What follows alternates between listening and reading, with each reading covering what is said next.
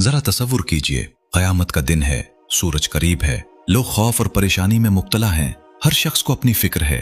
इंसान चाहेगा कि बस किसी तरह हिसाब किताब शुरू हो और इस इंतजार की सख्ती खत्म हो। लेकिन सवाल यह है कि इस खौफनाक दिन पूरी इंसानियत किसके पास जाएगी और रसूलुल्लाह सल्लल्लाहु अलैहि वसल्लम की शफाअत किस तरह होगी। सही अहादीस में क़यामत के दिन एक अजीम वाक़े का जिक्र मिलता है। लोग शदीद परेशानी में हजरत आदम अलैहिस्सलाम के पास जाएंगे और कहेंगे कि आप हमारे लिए अपने रब के हुजूर शफाअत कीजिए। लेकिन वो अपनी एक बात का जिक्र करके कहेंगे कि आज मुझे अपनी फिक्र है, और लोगों को हजरत नूह अलैहिस्सलाम के पास जाने का कहेंगे। फिर लोग हजरत नूह अलैहिस्सलाम, हजरत इब्राहीम अलैहिस्सलाम, हजरत मूसा अलैहिस्सलाम और हजरत ईसा अलैहिस्सलाम के पास जाएंगे। बिलाखिर हजरत ईसा अलैहिस्सलाम लोगों को हजरत मोहम्मद रसूलुल्लाह सल्लल्लाहु अलैहि वसल्लम के पास जाने का कहेंगे। फिर वो लम्हा आएगा जिसमें हमारे प्यारे रसूलुल्लाह सल्लल्लाहु अलैहि वसल्लम फरमाएंगे, मैं उसके लिए हूँ। आप सल्लल्लाहु अलैहि वसल्लम अल्लाह ताला के हुजूर जाएंगे, सजदे में गिर जाएंगे और अल्लाह ताला की ऐसी हम्द व सना बयान करेंगे जो अल्लाह ताला उस वक्त आप सल्लल्लाहु अलैहि वसल्लम को सिखाएगा। फिर अल्लाह ताला फरमाएगा, ए मोहम्मद,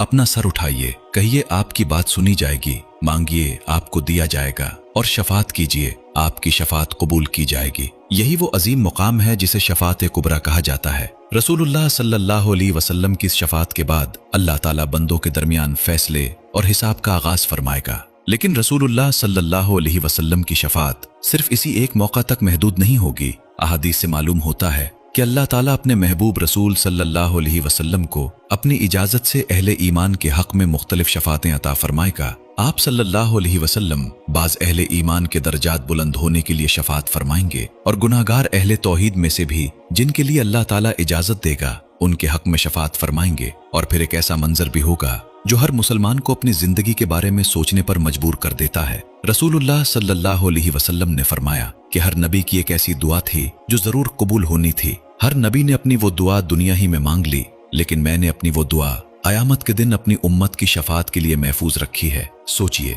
रसूलुल्लाह सल्लल्लाहु अलैहि वसल्लम ने अपनी उम्मत को उस दिन भी नहीं भुलाया जिस दिन इंसान अपने करीब तरीन रिश्तों से भी दूर भाग रहा होगा। लेकिन यहाँ एक इंतहाई जरूरी बात समझना भी लाजिम है। शफाअत का असल इख्तियार सिर्फ अल्लाह ताला के पास है। कोई नबी, फरिश्ता या नेक बंदा अपनी मर्जी से किसी की शफाअत नहीं कर सकता। शफाअत उसी के लिए होगी जिसके बारे में अल्लाह ताला इजाजत अता फरमाएगा। कुरान मजीद में अल्लाह ताला फरमाता है, कौन है जो उसकी इजाजत के बगैर उसके हुजूर सिफारिश कर सके। इसलिए हमें शफाअत की उम्मीद जरूर रखनी चाहिए, लेकिन गुनाहों पर बेखौफ नहीं हो जाना चाहिए, बल्कि आज ही अपने आप से सवाल करना चाहिए, क्या मैं अपनी जिंदगी ऐसी गुजार रहा हूँ कि क़यामत के दिन रसूलुल्लाह सल्लल्लाहु अलैहि वसल्लम की शफाअत का मुस्तहिक बन सकूं। रसूलुल्लाह सल्लल्लाहु अलैहि वसल्लम ने फरमाया कि क़यामत के दिन मेरी शफाअत का सबसे ज्यादा हकदार वो शख्स होगा जिसने खुलूस दिल से ला इलाहा इल्लल्लाह कहा होगा। लिहाजा अपने ईमान की हिफाजत कीजिए, नमाज की पाबंदी कीजिए, गुनाहों से तौबा कीजिए, रसूलुल्लाह सल्लल्लाहु अलैहि वसल्लम से मोहब्बत कीजिए और आप सल्लल्लाहु अलैहि वसल्लम की सुन्नत पर चलने की कोशिश कीजिए। क्योंकि क़यामत के दिन माल, शोहरत और दुनियावी ओहदे काम नहीं आएंगे। कामयाबी उसी की होगी जिस पर अल्लाह ताला रहम फरमाएगा। अल्लाह ताला हमें रसूलुल्लाह सल्लल्लाहु अलैहि वसल्लम की सच्ची मोहब्बत नसीब फरमाए। आप सल्लल्लाहु अलैहि वसल्लम की सुन्नत पर जिंदगी गुजार